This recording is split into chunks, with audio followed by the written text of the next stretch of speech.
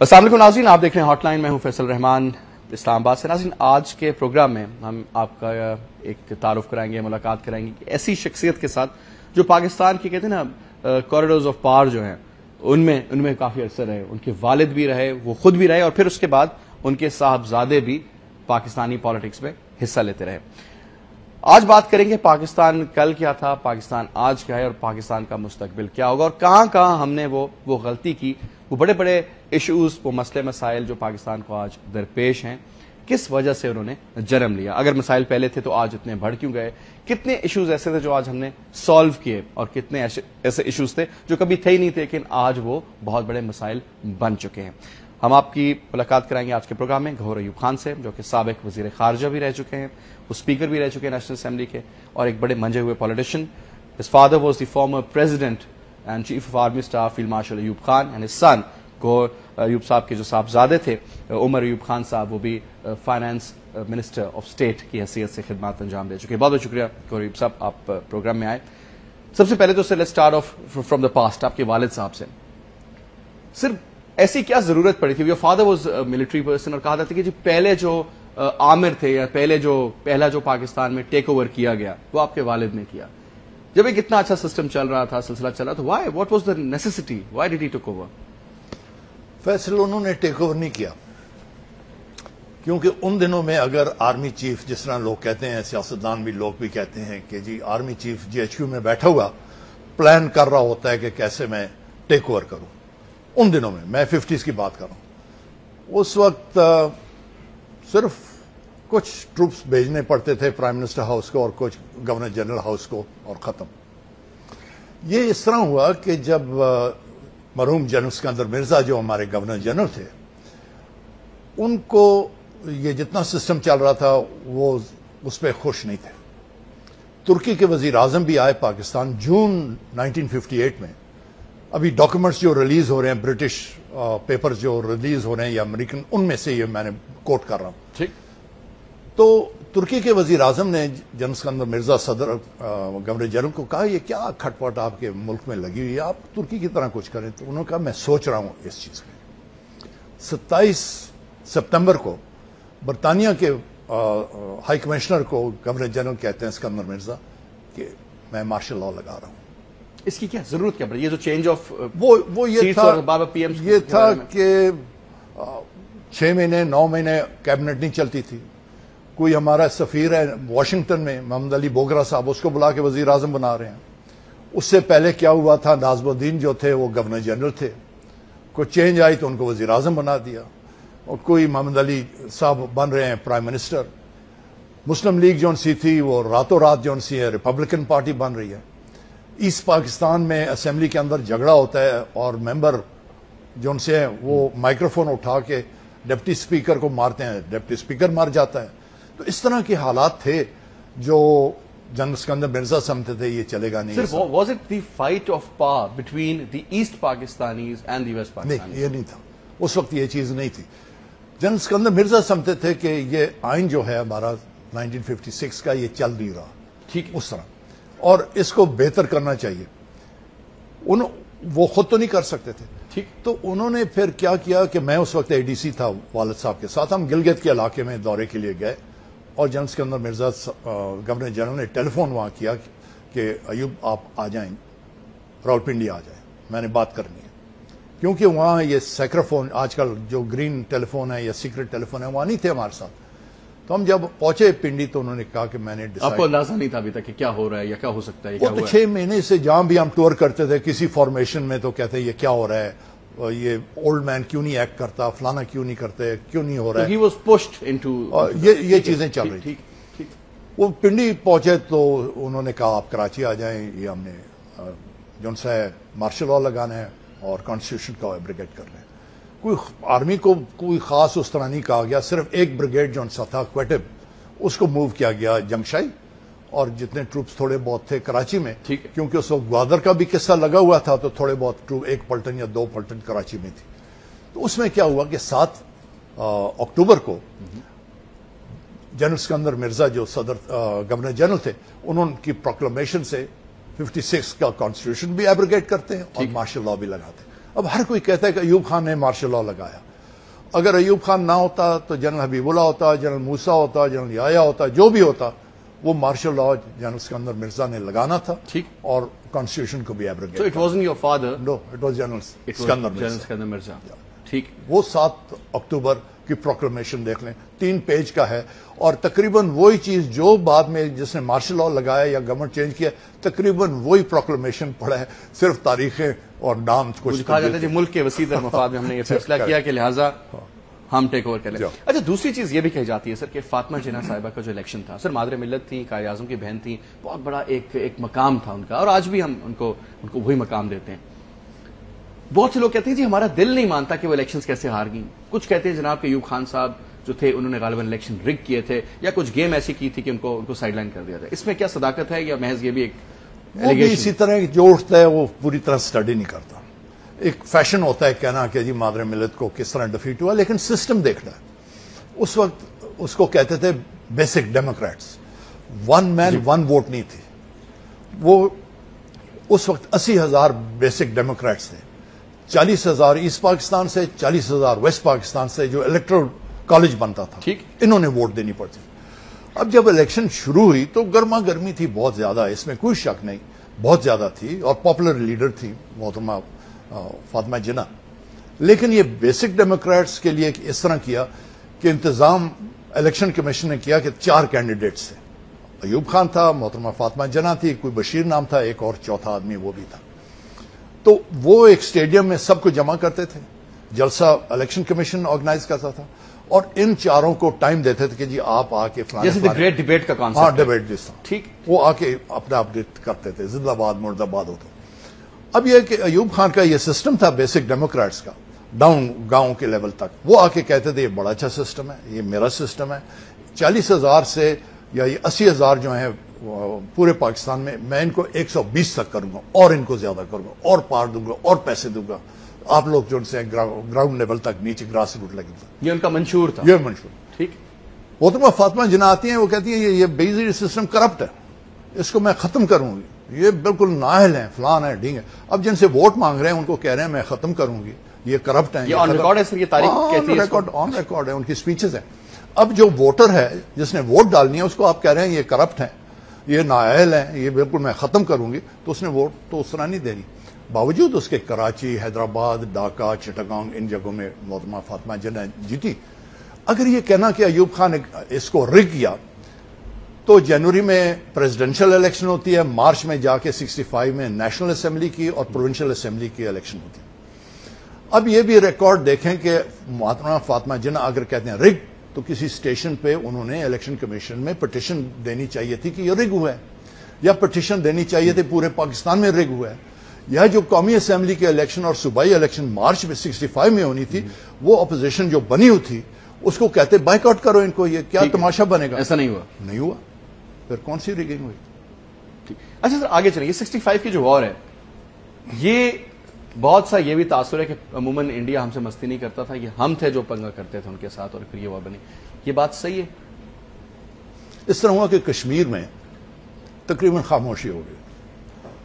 یہ ہوا کہ وہاں کچھ نہ کچھ ہونا چاہیے, ٹھک ٹھک لگی رہنی چاہیے. ٹھک ٹھک ہونی چاہیے. اس پہ ایک ٹیم بنائی گئی تھی مری میں, جنرل اختر ملک کے نیچے, ٹھیک, اور ساتھ بھٹو صاحب بھی تھے اور عزیز احمد بھی تھے. تو یہاں سے کچھ لوگ بھیجے گئے کشمیر میں, آکوپائڈ کشمیر میں, مقبوضہ کشمیر. ٹھیک. تو لیڈروں کو جا کے ملے. لیڈروں نے کہا جی یہاں ہماری لیڈرشپ اریسٹ کی ہوئی ہے, جو تھوڑی بہت کچھ ہلچل تھی تو وہ انہوں نے کچل دیا ہندوستانیوں نے, اور یہاں اگر کوئی آپ نے کرنا ہے تو خود آ کے کریں, جس طرح کر سکتے ہیں, ہمارے سے ایکسپیکٹ مت کریں. یہاں رپورٹیں دینی شروع کر دی کہ وہاں تو بالکل تیار ہیں.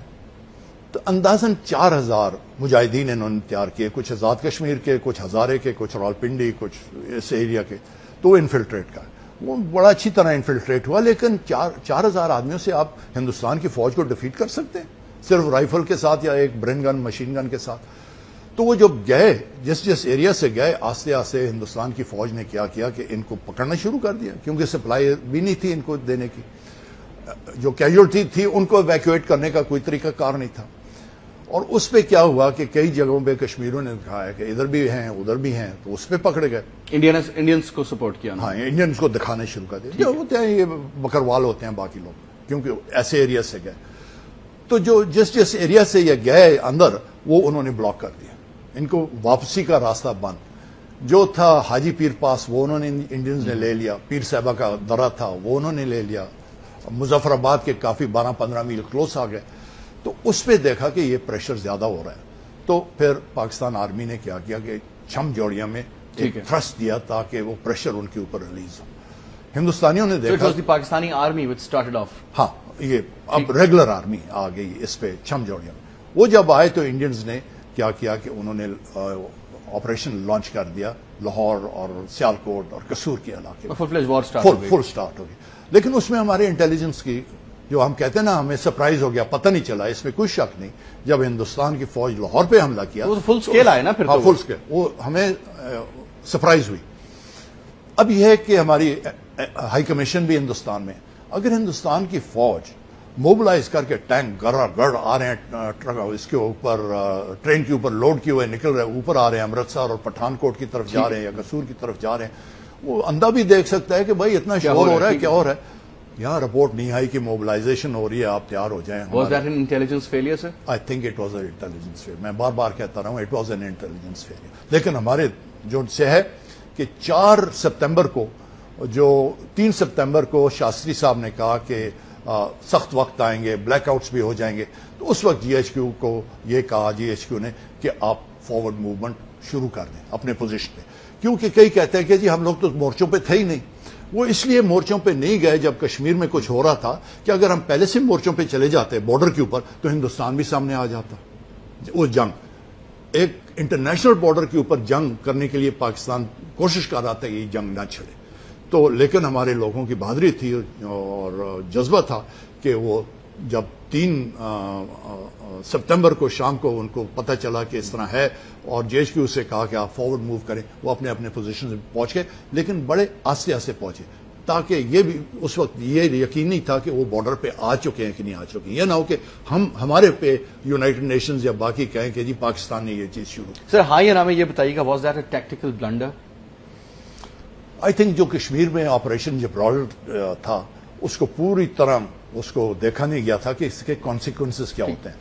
ایوب خان ہمیشہ کرتا تھا، کوئی بھی، جنرل مٹھا ہمارے اسپیشل سروس گروپ کے ہوتے تھے کمانڈر چراٹ میں جو تھے، اسپیشل سروس گروپ اگر کوئی آپریشن کشمیر میں کرنا ہو تھوڑا بہت، تو جو ایوب خان کے پاس یہ پہنچتی تھی اسکیم، تو وہ لکھتے تھے کہ ول دس لیڈ ٹو وار، یہ پلان جو آپ کر رہے ہیں ول دس lead to war.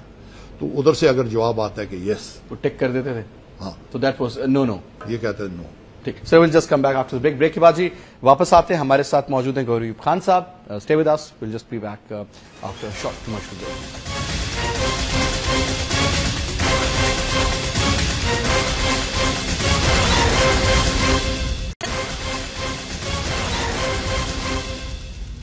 Welcome back جی.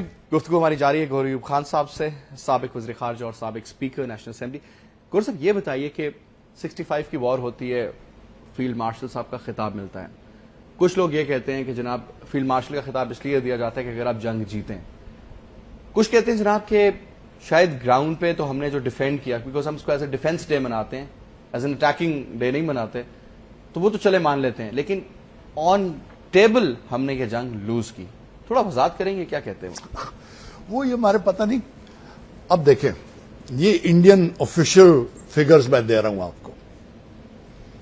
ہندوستان کے جو آدمی مارے گئے وہ 2774 تھے، کلڈ، مارے گئے. جو زخمی ہوئے وہ 8444 تھے. جو ادھر ادھر پتہ ہی نہیں چلا، پرزنر ہو گئے، بھاگ گئے، ڈیزرٹر ہو گئے، وہ 1500 تھے. اس کے برعکس پاکستان کے آگے جاتا ہوں، انڈیا کے ٹینک 200 تباہ کیے جاتے ہیں، انڈیا کے ہوائی جہاز جنگی 35 تباہ کیے جاتے ہیں. پاکستان کے ٹوٹل شہید اور زخمی 3200. ٹینک ہمارے جو تباہ کیے جاتے ہیں کچھ ہم ٹھیک کرتے ہیں 132. ہوائی جہاز ہمارے جو مارے جاتے ہیں 19. مجھے بتائیں ہندوستان کا تہس نہس کر کے رکھتی ہے. اٹیکنگ فورس کے تو سر نارملی پروبیبلٹی یہ ہوتی ہے نا دے لوز مور. جی when you attack you have to be like 3-1 کا ریشیو, تو اس میں تو 3 گنا زیادہ نقصان ہوگا آپ کو. 3-1, لیکن دیکھیں ان کی بڑی ہیوی کیجولٹیز, ان کی اگر 8,444 کیجولٹیز ہو جاتی ہیں, 2,874 جو ان سے ہیں وہ مارے جاتے ہیں, 1,500 ان کے جو ان سے ان نون کدھر جاتے ہیں, ویری ہیوی کیجولٹیز. اب یہ ہے کہ کہیں بھی ہندوستان نے ہمارے مین پوزیشنز کو بریچ نہیں کیا. ہوتا ہے نا کہ آپ قصور کو لے لیں, آپ لاہور کو لے لیں, آپ Sialkot, They couldn't penetrate. They could not penetrate. کسی جگہ میں پینیٹریٹ نہیں کیا. اب اٹیکنگ فورس جو سی ہوتی ہے اس کے پاس ایڈوانٹیج ہوتا ہے, انیشیٹو ہوتا ہے, فورس کے ساتھ آتے ہیں اور توڑنا چاہیے. ایوب خان نے کیا کیا, جب آرمی چیف بنے تو یہ BRB کنال بنائی. BRB کنال جو ہے نا جی, اس نے بڑی مدد کی, اس کے اوپر ہمارے ڈیفینسز پوزیشنز تھی اور اس کی وجہ سے ہوئے. اب یہ کہنا کہ جی ہم نہ ہارے نہ جیتے نہ کچھ ہوا, وہ ہندوستان سے آپ پوچھیں. UN میں کون گیا؟ پاکستان تو نہیں گیا تھا, انڈیا گیا تھا. UN کے جب 23 تاریخ کو سیز فائر ہوا تو انڈیا بیٹھا ہوا تھا. ہم نے تو جا کے بھٹو صاحب 22 تاریخ وہاں پہنچے تھے نیو یارک اور سیز فائر ڈکلیئر ہوا تھا. تو یہ اوور آل دیکھنا چاہیے. اب کئی لوگ کہتے ہیں کہ جی defence of the asset lies in the West, یہ بھی کانسیپٹ ایک غلط تھا. اب کئی پروگرامز پہ میں کہہ چکا ہوں کہ بھائی یہ بہت کامیاب ایک تھنکنگ تھی. ایسٹ پاکستان میں آپ دیکھیں ہندوستان نے تو کوئی حملہ نہیں کیا. ایسٹ پاکستان میں سوائے 1-2 دن چٹاگانگ میں ان کے بامر گئے, ادھر ادھر بام پھینکے, اس کے بعد ان کے بامرز بھی نہیں گئے, ان کی نیوی میں نہیں کچھ ان کیا. کو پرائمریلی ان کو جو تھریٹ تھا وہ ویسٹ پاکستان سے تھا, انڈیا کو ویسے تھا. East was kind of in control for them sir, یہ بہار شہر آگے لیکن ان کا جو چائنا کے ساتھ کانفلکٹ نیفا میں ہو چکا تھا, ان کا ایسٹرن کمانڈ تھا, وہ اس کو سوئنگ کر کے ایسٹ پاکستان کو نہیں لیا. وہ کانسیپٹ بالکل پروو ہوا کہ defence of the asset lies in the west, اور ایسٹ پاکستان کو کچھ نہیں ہوا. یہ کہنا کہ ایسٹ پاکستانی سمجھ رہے تھے کہ ہم بالکل بے بس رہیں, اگر ادھر حملہ ہوتا, ڈاکے میں پیراٹروپرز آ جاتے, بمباری ہوتی, یہ کچھ نہ کر سکتے, تو پھر وہ کہتے ہاں یہ ٹھیک ہے کانسیپٹ. لیکن وہاں نہ بمباری ہوئی, نہ کوئی ایک زخمی ہوا, نہ حملہ ہوا, کچھ نہیں ہوا ایسٹ پاکستان. اچھا, before I move on to couple of other questions past کے پریزنٹ پہ بات کریں گے. مجھے یہ بتائیے کہ یہ جو ایک احساس محرومی کا شکار جو ہوا ایسٹ پاکستان, اور پھر جو وہاں پر آپ کے لیے موومنٹ سٹارٹ ہوتی ہے یا جو بھی وہ بات ہوتی ہے, آبادی کے لحاظ سے تو تقریباً آلموسٹ برابر نہیں تو تھوڑے سے زیادہ ہی تھے. یہ کہتے ہیں جی آپ کے والد صاحب کا بھی کردار تھا, because he was more focused about the west Pakistan rather than the east Pakistan. یہ صداقت ہے اسٹیٹمنٹ میں بھی یا نہیں؟ دیکھیے, ایسٹ پاکستان کو آہستہ آہستہ 14 اگست سے ہی محرومی شروع ہوگی. 14 اگست 1947 جب کانسٹیٹیوشن اسمبلی بیٹھتی ہے 10 اگست کو 1947, تو اس کو پریزائڈ جو کرتے ہیں وہ ہیں جوگندر ناتھ منڈل, جو مسلم لیگ کے منسٹر بھی تھے ان دا انٹرم کیبنٹ جو دلی میں تھے اور ایسٹ پاکستان کا تھا. آپ اس کو دوسرے دن ہٹا دیتے ہیں. جو عہدے بانٹے جاتے ہیں, قائد اعظم بن جاتے ہیں گورنر جنرل, شہید لیاقت علی خان بنتے ہیں وزیر اعظم, قائد اعظم ہیں president of the constitution assembly, اور تمیز الدین صاحب ان کے ڈپٹی بنتے ہیں. ایسٹ پاکستانیوں کو کوئی اہم پوزیشن اس سیٹ اپ میں نہیں دی جاتی. سیٹ اپ میں نہیں ہے. President of the constitution assembly بھی نہیں ہے, تمیز الدین ڈپٹی ہیں. منسٹرز میں بھی ان کو کوئی خاص اہمیت کے پوزیشنز نہیں دی جاتی. پھر کیا ہوتا ہے کہ ہم ڈکلیئر کرتے ہیں اردو اسٹیٹ لینگویج, سب سے بڑی بات. ٹھیک, اب وہاں تو بنگالی ہے, 52% آبادی ہے, ان کا اسکرپٹ مختلف, سنسکرت کا لکھا ہی مختلف طریقے سے, اور لکھتا مختلف, بولا مختلف, ہر چیز ان کی مختلف. یہاں ہم اقبال کرتے ہیں, وہ ٹیگور کی بات کرتے تھے. جتنا ہم اقبال کو اچھالتے تھے یہاں وہ ٹیگور کو آگے کرتے تھے. تو اس پہ کیا ہوا کہ لینگویج رائٹس آپ کی ہوئی. آپ اندازہ کر سکتے ہیں فیصل کہ اگر بنگالی کہتے ہیں کہ جی ہماری تو 52% آبادی ہے, ہماری زبان بھی بنگالی ہے, یہ پورے پاکستان پہ ہونی چاہیے, ویسٹ پاکستان میں کیا ہوتا؟ کوئی ایکسپٹ کرتا ہے؟ وہی پرابلم یہاں سٹارٹ ہو جاتی ہے. یہاں تو کبھی 2 دن نہ ایکسپٹ کرتے, یہ کہتے ہیں یہ کیا بڑا ہے, اس کو تو ہم پڑھ لکھ بھی نہیں سکتے, یہ ہمیں کہاں آپ نے ڈالا. اس کا حل کیا ہونا چاہیے تھا سر؟ حل یہ ہونا چاہیے تھا, اس کا حل یہ تو نہیں تھا کہ اردو کو آفیشیل کر دیا جائے, پھر اگر ان کو پرابلم ہے تو وہ تو آپ کے ساتھ شامل ہوئے ہیں نا. اردو تو چند ایک جون سے, جس طرح ناظم الدین کی فیملی تھی, حیران آپ ہوں گے کہ ناظم الدین کی فیملی کشمیری فیملی تھی, 300 سال وہاں رہ چکے تھے, بنگالی نہیں بول سکتے تھے. وہ چند ایک تھے جو اردو بولتے تھے, علی گڑھ میں گئے, سب کچھ گئے, لیکن وہ بالکل 1% بھی نہیں تھے, باقی تو سب بنگالی. جس طرح کینیڈا میں ہونا چاہیے تھا کہ وہ فرینچ اور انگلش بھی ڈیول لینگویج وہ ہونی چاہیے, وہ نہیں ہوئی. لینگویج رائٹس ہوئے. مسلم لیگ کی حکومت ایسٹ پاکستان میں کمزور ہوئی. نور الامین صاحب چیف منسٹر تھے, وہ ایک اسٹوڈنٹ سے ہارتے ہیں, عبرتناک شکست ملتی ہے, مسلم لیگ وائپ آؤٹ ہو جاتی ہے, لینگویج رائٹس ہوتے ہیں, پھر یہ دونوں آتے ہیں. یہاں تک دیکھیں ایک چیز تھی کہ مارچ کے چوتھے ہفتے میں قائد اعظم ڈھاکہ جاتے ہیں, ڈھاکہ یونیورسٹی میں ایڈریس کرنے اسٹوڈنٹس کو جاتے ہیں. وہاں اسٹوڈنٹس نے بنگالی کا نعرہ لگانا شروع کر دیا. قائد صاحب نے پھر کہا کہ Urdu and Urdu will be the language. قائد کو ڈفیکلٹی فیس ہوئی ڈھاکہ میں لینگویج کے اوپر, وہ چیز آستے آستے بڑھتی گئی. پھر کیا ہوتا ہے کہ کئی کہتے ہیں محرومی تھی وہاں. ایسٹ پاکستان میں پکی سڑکیں ڈھاکہ سے نارائن گنج تک 13 میل کی پکی تھی, باقی سڑکیں کچی تھی, واٹر ویز تھے, فیسلٹیز نہیں تھی. ایک ہوتا ہے کہ کہہ سکتا ہے اتنی ایڈ کے نہیں, ان کو آپ بلینز آف ڈالرز دیں, آگے ابزارپشن کیپیسٹی نہیں ہے, انفراسٹرکچر نہیں ہے, تو وہ نہیں ہو سکتا. وہ محرومی اس لیے فیل کرتے تھے جب ڈھاکہ سے آتے تھے, یا چٹاگانگ یا سلیٹ سے یا کھلنا سے یا راجشاہی سے, وہ کچھ نہیں تھا, ٹوٹی پھوٹی سڑکیں. یہاں آتے تھے کراچی تو دیکھتے تھے جی بلڈنگز ہیں, سب کچھ ہے. لاہور آتے تھے اس کو دیکھتے تھے, اسلام آباد آتے کہتے یار یہ تو کھا گئے ہم کو. کھایا نہیں گیا, یہاں پہلے سے بنا ہوا تھا, وہاں بنا ہوا. لیکن ایسٹ پاکستان میں کیا ہوا کہ ہمارے ویسٹ پاکستانیوں نے ان کو اچھی طرح سلوک نہیں کیا ان کے ساتھ. ایسا سے محرومی جائز تھا پھر ان کا میرا خیال ہے وہ بالکل گلا جائز. ہمارے جو آفیسرز یہاں سے جاتے تھے یا باقی, ان کو کہتے بنگالی بابو, یہ کالے منہ والے کہاں سے آ گئے, یہ ہندو کی زبان بولتے ہیں, ان کا اسکرپٹ جو ہے ہندو کا ہے. ان کی جو خواتین ہیں وہ ساڑی پہنتی ہیں, تلک لگاتی ہیں ہندوؤں کی طرح, جو وہاں کا پریویل کرتا ہے. ٹھیک, ہاں. تو وہاں جب ہمارے افسر بھی گئے سی ایس پی کے باقی کے ڈسٹرکٹ میں, وہ الگ تھلگ, بنگالی الگ تھلگ, اور وہ ایک نہیں ہو سکے, وہ بلینڈ نہیں ہو سکے. تو سر یہ ٹیکنیکلی پھر یہ بے شک آن دا بیسس آف ریلیجن یہ بے شک تقسیم ہوئی تھی, لیکن آن دی بیسس آف کلچر یہ نہیں چل سکتا تھا. نہیں چل سکتا تھا اگر ہم کوشش کرتے.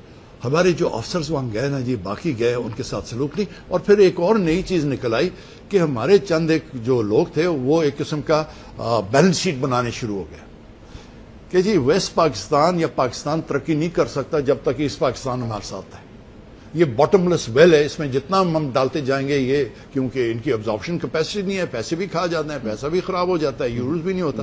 یہ باٹم لیس ویل ہے, یہ فارغی کرو اس. Sir quickly before I go into the break, مجھے یہ بتائیے جو کہا جاتا ہے کہ اگر نواز شریف صاحب پہ الزام لگایا جاتا ہے پیپلز پارٹی کی جانب سے کہ زین جلانی کی گود میں بیٹھ کر کے وہ سیاست میں آئے, you have also been very close to Mian Sahab. اس کے علاوہ پھر بات کی جاتی ہے کہ جی کیو لیگ کے جو چودھری برادران ہیں یا جو کیو لیگ کو بنایا گیا وہ بالکل پھلی پھولی جو ہے وہ کہا جائے تو جناب پرویز مشرف صاحب کے دور میں. اور اسی طریقے سے اگر ماضی میں چلا جائے تو بھٹو صاحب کے اوپر بھی کہا جاتا ہے کہ یہ جناب جو صاحب تھے یہ ان کے اوپر بڑا دست شفقت تھا آپ کے والد کا. تو sir was he a product of your father? ہاں بالکل, یہ بات صحیح ہے. اس پہ سر میں ڈیٹیل میں آؤں گا. تو اس کا مطلب ہے سر تینوں ادوار میں آپ کی فیملی, چاہے والد کی صورت میں, آپ کی صورت میں, یا عمر ایوب خان صاحب کی صورت میں, ان پہ ملٹری کا کوئی ایک دست شفقت ضرور ہے. Will just get back to, ناظرین واپس آتے ہیں, will get back to the same topic جی ایک بریک کے بعد.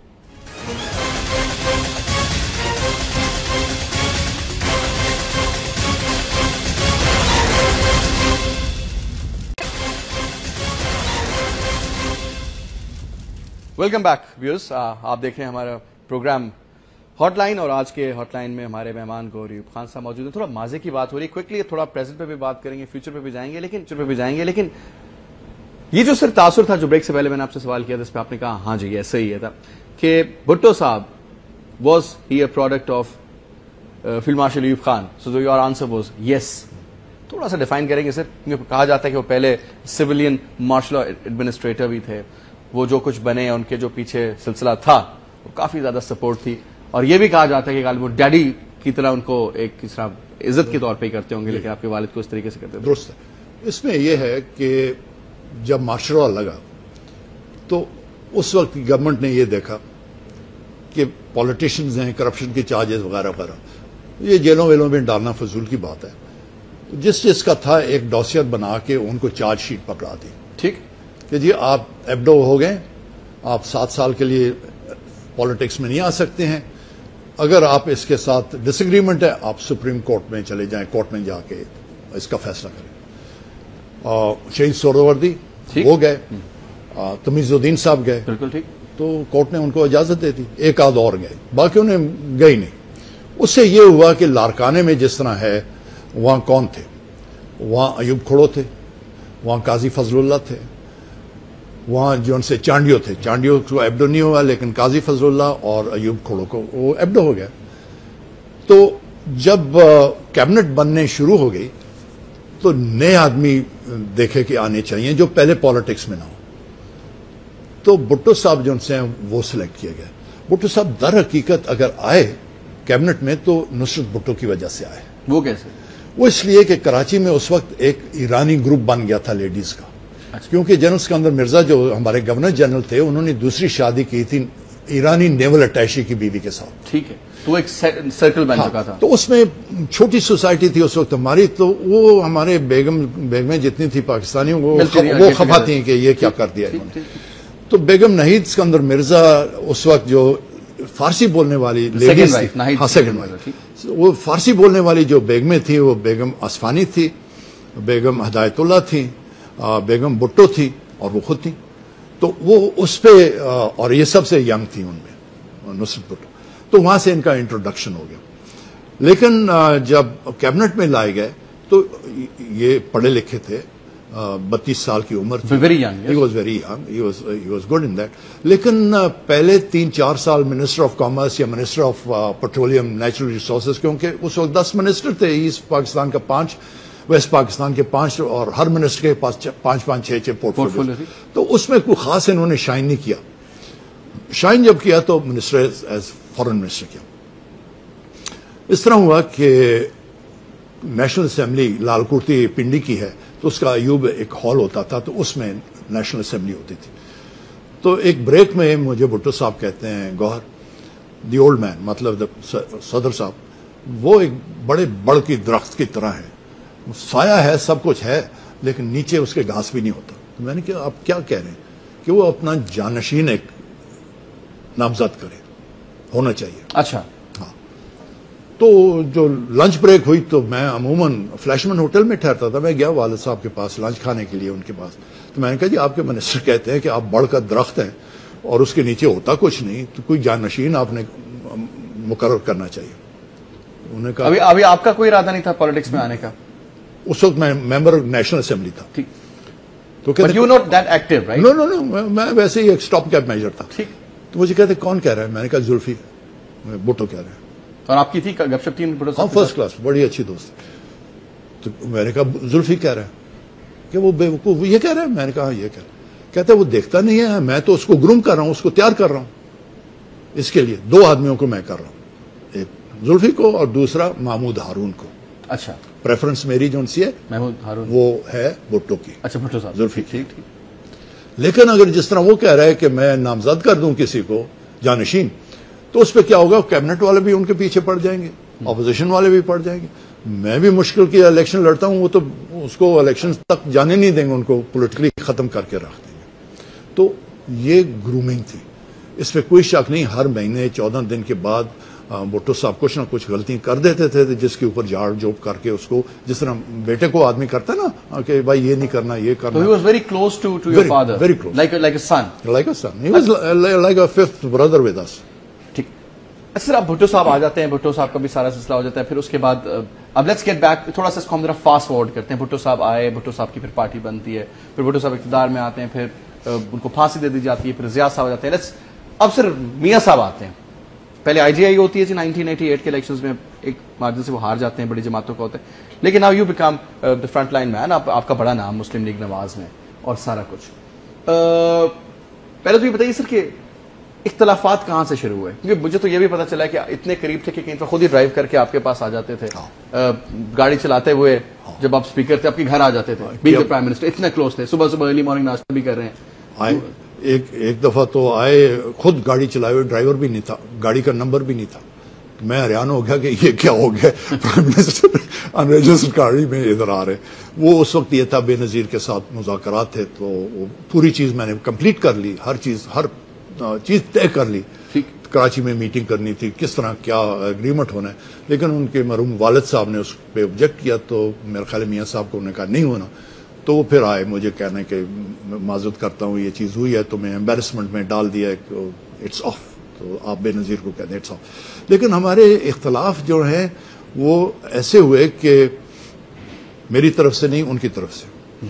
وہ یہ ہوا کہ 10 اگست کو 1999 میں نے ولایت جانا تھا, چھٹی لے کے جانا تھا. تو اس پہ میاں صاحب 2 ماہ قبل کہہ لیں اس سے, ٹھیک ہے.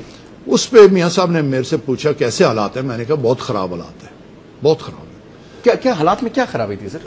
ہمیں تو لگتا تھا سب ٹھیک چل رہا ہے, سب اوکے, رپورٹیں اتنی بڑی میجورٹی. کارگل کی چیز ہو چکی تھی, منوورنگ جو سی ہو چکی تھی, کیونکہ یہ از اٹ ٹرو کہ کارگل کا جو کچھ ہوا اس میں اس وقت chief of army staff general Pervez Musharraf, انہوں نے naval chief, air force chief, air force کا تو آئی ایم ناٹ شیور, لیکن نیول چیف پریکٹیکلی سر کہنا ان کو کچھ معلوم نہیں تھا کہ یہ کیا ہو رہا ہے. اور پرائم منسٹر صاحب کہتے ہیں مجھے تمہیں تو بالکل تعلق تھا, مجھے تو معلوم ہی نہیں. از اٹ ٹرو یا یہ ایسی؟ نہیں, تھوڑا بہت سب کو علم تھا. یہ ممکن نہیں ہے کہ نہ علم ہو اس کا. میں پہلے آتا ہوں جو تھے اور پھر اس پہ آتا ہوں. وہ یہ ہوا کہ میں نے ان کو کہا حالات بہت خراب ہیں. خیر وہ چپ رہے. میں نے کہا جی اتنے خراب ہیں کہ مجھے لگتا ہے کہ آپ گرفتار ہو جائیں گے. اچھا, آپ نے تب ان کو کہہ دیا تھا؟ سینئر, دس واز اگست 1999, 10 اگست 1999. ٹھیک. اب سینئر منسٹر ایک پرائم منسٹر کو کہتا ہے آپ گرفتار ہو جائیں گے, چھوٹی بات نہیں ہے. تو سرونگ پرائم منسٹر, ان کا منہ سرخ ہو گیا, کان سرخ ہو گیا. مجھے کہتے ہیں اللہ مالک ہے. میں کہا پرائم منسٹر صاحب اللہ مالک تو ہے, لیکن آدمی نے بھی کچھ کرنا پڑتا ہے.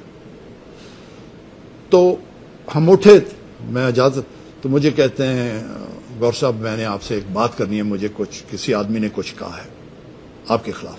اچھا. میں کہ جی بیٹھیں. کہ نہیں میٹنگ ہے ایک, میں اس پہ جانا ہے. میں نے کہا جی یہ میٹنگ نے ہمیں خوار کیا ہے, آپ بیٹھیں یہ بات کرتے ہیں. پھر گھڑی دیکھی کہ نہیں آپ واپس آ جائیں, بات کریں گے. اور آپ نے برطانیہ کتنے عرصے کے لیے جانا؟ میں 1 مہینے کے لیے. اچھا, لمبا ٹور تھا. 18 سپٹمبر کو میں پھر ملتا ہوں. اب جا کے واپس آ گیا. ٹھیک. ملتا ہوں تو پوچھتے ہیں کیا حال ہے. میں جی بہت خراب ہے, کیونکہ آپ چھٹی پہ جائیں تو بڑے آرام سے ڈسکشن ہوتی ہے. یہ تھا پیسہ باہر جا رہا تھا, لوگ نام لے رہے تھے. ورلڈ بینک کے لوگ مجھے ملنے آئے جو سابقہ تھے, وہ کہتے ہیں 2 سال کے لیے ایک ایسی کیئر ٹیکر گورنمنٹ آنی چاہیے, سپریم کورٹ اس کو انڈورس کر دے گی, یہ کر دے گی, وہ کر دے گی. حالات اس طرح کے خراب. میں نے پھر وہ چیزیں دہرائیں اور میں نے پھر کہا جی کہ آپ گرفتار ہو جائیں گے. ہمیں بھی ادھر ادھر بوٹ لگیں گے, پتہ نہیں کیا ہوگا, لیکن آپ گرفتار ہو جائیں گے. اور میرے ذہن میں یہ تھا کہ 15 اکتوبر کو فارغ ہو جائے. اس کے بعد پھر وہ کہتے ہیں کہ پھر کہا اللہ مالک. میں کہا گرفتار ہو جائے گی, آپ کو شک تھا کہ فوج انٹروین کرے گی؟ ہاں واضح تھا, میں فوج میں رہ چکا ہوں. ان کا اس وقت جنرل پرویز مشرف سے کلیش یا ایک کیا کہتے ہیں سر کہ وہ ایک کسی کو پسند نہیں ہوتا, وہ پتہ چل جاتا, باڈی لینگویج سے بھی آپ جج کر سکتے ہیں. 58 کا مارشل لا میں اس کا حصہ تھا. جو 77 کا تھا میں جیل میں تھا, پشاور جیل میں. تو مجھے اس کا یہ تھا کہ میں اسپیشل ٹریبیونل کے سامنے میری ٹرائل ہو رہی تھی. 4 جولائی کو جج جو ہے اسپیشل کورٹ کا مجھے کہتا ہے کل میں نے فیصلہ سنانا ہے. تو میں نے کہا کل دیکھیں گے کیا ہوتا ہے. یہ 4 جولائی ہے. مجھے پورا یقین تھا کہ 5 جولائی کو ٹیک اوور ہونی ہے, بھٹو صاحب کو فارغ کرنا ہے. اچھا یہ ابھی جو تھا میں نے کہا کہ جی آپ گرفتار ہو جائیں گے. اس کے بعد میاں صاحب کہتے ہیں سر آپ کو یقین تھا یا آپ کو کوئی انٹرنل ہنٹ تھی؟ نہیں کچھ تو پتا ہوگا. یو سیڈ 15 اکتوبر کو گرفتار ہوئے تو 12 کو ہو گئے. دیکھیں بڑے کلوز کالز تھی نا. یہ ایک شخص جو 18 سال آرمی چیف کے گھر پرورش کرے رہے, پریزیڈنسی میں رہے, بزنس میں بھی ہو, پالیٹکس میں ہو, ایسی چیزوں کو وہ اینالائز کر کے کر سکتے. سر اگر اجازت ہے کوئکلی ایک بریک لیتے ہیں, میں تسلی سے چاہوں گا کہ اس کے اوپر بات فی الحال یہاں پہ ایک بریک لیتے ہیں جی. بریک کے بعد واپس آتے ہیں. Stay with us, very interesting ایک ہماری گپ شپ جاری ہے گور ایوب خان صاحب سے. واپس آتے ہیں.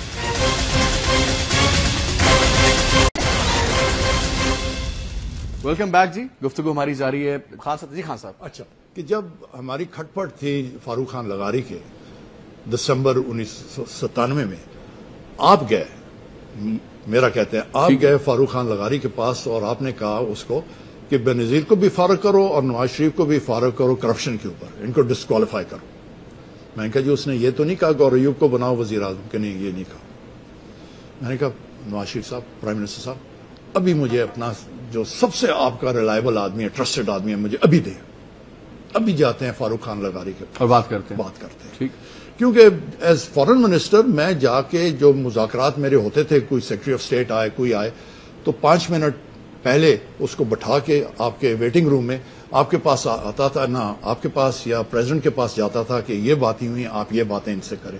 اس کے علاوہ میری بات فاروق خان لغاری کے اس سے زیادہ نہیں ہوتی تھی. ٹھیک. نہیں ہوا. چپ ہو گیا. میں نے کہا جی میں اس چیز کو نہیں چھوڑوں گا.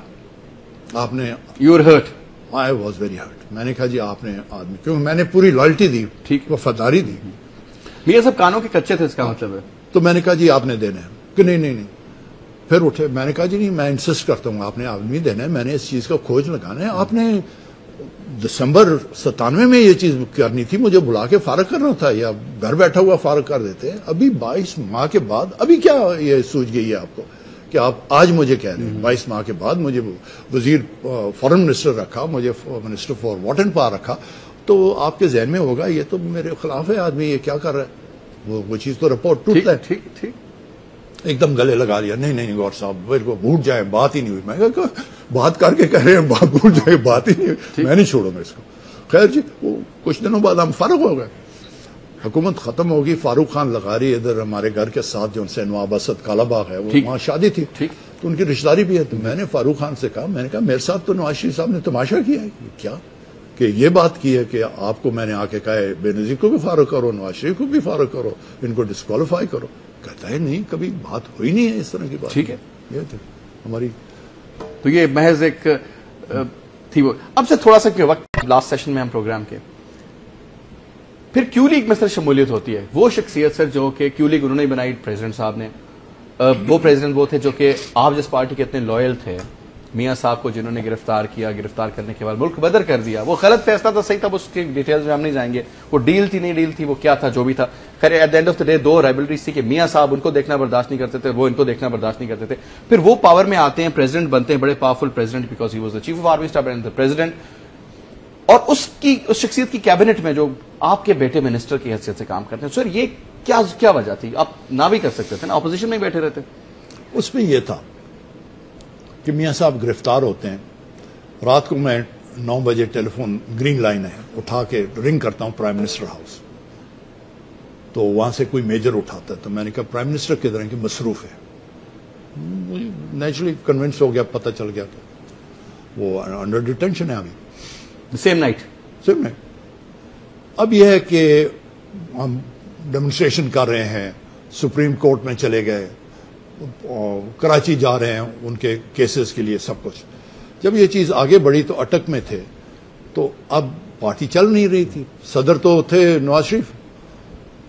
ایک خط تیار کیا گیا، سرتاج عزیز نے اور راجہ ظفر الحق نے، انہوں نے خط تیار کیا جس میں یہ لب لباب یہ تھا کہ آپ کوئی کسی کو ڈیزگنیٹ کریں ایز ایکٹنگ پریزیڈنٹ. اس خط کو ہم سائن کرتے ہیں. اوپر جو ہے وہ وسیم سجاد، فارمر سینٹ کے چیئرمین ہیں، Ilahi Bakhsh Soomro speaker national assembly, Sartaj Aziz secretary general of Muslim League, اور میں سائن کرتا ہوں. یہ 4 ہم اسی آرڈر میں سائن کرتے ہیں. اور وہ خط مجھے جو سا ہے راجہ ظفر الحق اور سرتاج عزیز مجھے دیتے ہیں کہ یہ اٹک پہنچاؤ. میں نے اپنے ذریعوں سے اٹک پہنچا دیا ان کے پاس کہ. اور نیچے علائی بخش سمرو پی ایس وہ اسکرپٹ لکھتے ہیں کہ بہتر ہوگا کہ راجہ ظفر الحق کو کریں، یہ سینئر ہیں، پارٹی اکٹھی رہے. ٹھیک. اب انہوں نے کیا کیا کہ انہوں نے کیا جس نے کیا جس طرح بھی ہو، انہوں نے جاوید ہاشمی کو کر دیا. اب اسی طرح ہے کہ اگر فوج میں آپ نے آرمی چیف بنانا ہے یا ایکٹنگ چیف بنانا ہے، آپ ایک کرنل کو بٹھا کے کر دیں تو بیچ میں بریگیڈیئر میجر جنرل لیول وہ تو گیا. اس سب نے کہا یہ کتنا سینیورٹی کے لحاظ سے Javed Hashmi wasn't in the limelight. He was very junior, بہت جونیئر تھے. He was a good, بولتے تھے ناڈری سے قومی اسمبلی میں بولتے تھے، لیکن he was junior. جس دن انہوں نے جانا تھا سعودی عربیہ اس صبح ہم مسلم لیگ کے دفتر میں بیٹھے ہوئے، راجہ ظفر الحق تھا، بیگم کلثوم نواز تھی، ہم چند ایک تھے، ہم پروگرام بنا رہے تھے کیسے ڈیمونسٹریٹ کریں. مجھے ذمہ دی گئی کہ آپ کوئٹہ جائیں، اسے پختون بیلٹ میں آپ یہ پورا کریں. کسی کو کیا دے رہے تھے. بیگم کلثوم بھی بڑی خوش اس پہ تھی. وہ گھر آتے ہیں شام کو 6 بجے تک پتہ چلتا ہے کہ میاں صاحب چلے گئے، جہاز پکڑ کے نکل گئے. آپ لوگوں کو کچھ آئیڈیا نہیں تھا؟ بالکل. اب میں ڈپٹی بیگم کلثوم کو تو معلوم ہوگا نا سر؟ شاید ان کو ہوگا ضرور، وائف تھی، کیونکہ تمام سامان وامان جتنا تھا وہ ساتھ لے کے گئے. اب اگر ہمیں آسے سے کہہ دیتے کہ جی یہ چیز ہے تو ٹھیک ہے. سر آپ ایز اے پالیٹیشین، فرگیٹ کہ آپ مسلم لیگ سے تعلق کیا جس بھی سلسلے سے، آپ سمجھتے کہ میاں صاحب نے پولیٹیکل سوسائڈ کی تھی یہ کام کر کے؟ He could have been Mandela اگر آج جیل کاٹ لیتے تو. منڈیلا کا نہ کرے، وہ اس طرح کیا کہ پتہ نہیں، اب میں بولتا ہوں کراچی میں ہم بیٹھے ہوئے تھے، وہ ٹریبیونل تھا اسپیشل، تو اس پہ کسی نے منڈیلا کی کتاب پکڑا دی، ہاتھ میں دے دی میاں صاحب کے کہ جی یہ آپ پڑھیں، جیل میں آپ بیٹھے ہوئے تو پڑھیں. تو کسی نے کہا جی منڈیلا نے 27 سال جیل، کہ وہ مجھے 27 سال رکھتے ہوئے جیل میں. منڈیلا کا نہیں تھا. وہ چیز یہ تھی کہ میری نظر میں میرا خیال ہے ٹھیک کیا، جانا جائے. ہاں جو گیا ٹھیک کیا. صرف یہ کہ ہمیں بتا دیتے کہ میں جا رہا ہوں، ہم کہتے ہیں ہاں ٹھیک ہے جا، کیونکہ یہاں جیل کوئی آسان چیز نہیں ہے، اور حالات ایسے بھی ہو سکتے ہیں جس پہ خرابی بھی ہو سکتی ہے. اور پروبیبلٹی بھی تھی کہ شاید ان کو مار بھی دیا جاتا. میرا خیال ہے وہ مارا نہ جاتا، سعودی عرب کی انٹروین زیادہ انہوں نے انٹروین کیا تھا، وہ میرا خیال ہے نہ ہوتا شاید. لیکن یہ ہے کہ 8-10 سال جیل میں ویسے ہی رہنا آسان نہیں ہے اور خراب ہوتے. میرا خیال ہے ہائنڈ سائڈ جس طرح بھی دیکھے درست تھا، صرف ہمیں بتا دیں. سر چلیں یہ بتائیں، آخری کچھ منٹ رہ گئے آج سر، اگر آپ کو کیونکہ being such a senior politician, Muslim league سے اتنا پرانا آپ کا تعلق، آج اگر سر آپ کو واپس میاں صاحب کہتے ہیں کہ جناب آ جائیں، بڑے کھلے دل سے آپ کو بھی پتا ہوتا ہے کہ صحیح دل سے کہہ رہے ہیں، تو واپس جائیں گے مسلم لیگ نواز میں؟ ادھر نواز لیگ میں اس طرح ہے کہ جو سینئر لاٹ تھا نا وہ نکل گیا ہے، وہ نہیں ہے نواز شریف صاحب کے ساتھ. جو لوگ پہلے نواز شریف صاحب کو جنہوں نے خراب کیا 99 میں، وہ چند ایک ابھی تک بھی میاں صاحب کے ساتھ ہے. آپ دیکھیں کہ کئی چیزیں ایسی جا رہی ہیں کہ وہ ان کے ارد گرد ایڈوائزر جو ہیں زیادہ سینیٹرز ہیں، عوام کے لوگ نہیں ہیں. ٹھیک ہے. بہت کم ہیں جو قومی اسمبلی کے اس طرح کے اس پائے کے لوگ ہوں گے، یا اگر ہیں بھی تو وہ رفڑ ڈالنے والے لوگ ہیں. اس لیے سینئر لوگ جو ہیں ان کو ذرا یہ ہوگا کہ جا کے بیٹھنا، وہاں جا کے کسی تن سننا، باقی چیز سننی مشکل ہو جاتا ہے. اور کئی ہمارے ایسے لوگ ہیں وہ اپنے زور پہ سیٹیں جیت لیتے ہیں، پہلے سے آئے ہوئے اپنے زور سے. میں نے سیٹ جو سی اپنی قومی اسمبلی کی پشاور پھانسی گھاٹ سے جیتی تھی، 85 کے الیکشن میں نے جیتی تھی. میرے خلاف sitting minister for water and power تھا، جنرل ضیاء الحق کا فیورٹ، جو ستون کہتے تھے وہ لوگ تھے. تو چند ایک ہم ہیں جو اپنے زور پہ ہم جیت لیتے ہیں. لیکن یہ ہے کہ اس میں کوئی شک نہیں کہ وہ نواز شریف کو جو ہے ہم اکٹھے رہے، اس نے میرے پہ کافی مہربانی کی، میں نے ان کے ساتھ کام کیا. آپ کی بات چیت ہوتی کبھی فون شون پہ؟ کبھی نہیں ہوئی. بس وہ راستے جدا جدا ہو گئے. لیکن ابھی بھی ہو سکتا ہے سر کہ کوئی یو نیور نو، بیکاز اگر آپ پاکستان کی بہتری کی بات کرتے ہیں، 2 لیڈرز ہیں، ملنے کا چانس ہے. موجودہ سر حالات پہ آ جائیں، 2011 پہ آ جائیں، 2008 سے لے کر کے سر 2011 کو سر اگر کوئکلی میں اگلا سوال نہیں کروں گا، ایز اے پاکستانی ڈیفائن کریں، فرگیٹ ایز اے پولیٹیشین، ہوا کیا ہے ہمارے ساتھ؟ ہم بہتری کی طرف گئے یا بربادی کی طرف؟ بربادی تو نہیں کہوں گا، یہ کہوں گا حالات ایسے ہمارے ہو گئے افغانستان کی جنگ کے بعد کہ علاقہ جتنا ہمارا فاٹا کا علاقہ ہے، یہ باقی سوات ہو گیا، دیر ہو گیا، اور ابھی سندھ اور پنجاب میں بھی یہ جو جہادی ایلیمنٹس ہیں، یا جو طالبان آ گئے ہیں، یا جو القاعدہ کے لوگ آ گئے، یہ چاہتے ہیں کہ یہ نظام جو جمہوری نظام ہے یا پالی نظام ہے، یہ اسلامی نظام نہیں. وہ کوشش کر رہے ہیں کہ ایک نظام تبدیل کیا جائے پاکستان میں. ان کے ذہن کا میاں صاحب والا امیر المومنین تو پھر فٹن نہیں ہوتا سر اس سلسلے میں؟ وہ مختلف ہے، وہ تھوڑا مختلف ہے، یہ بہت مختلف ہے.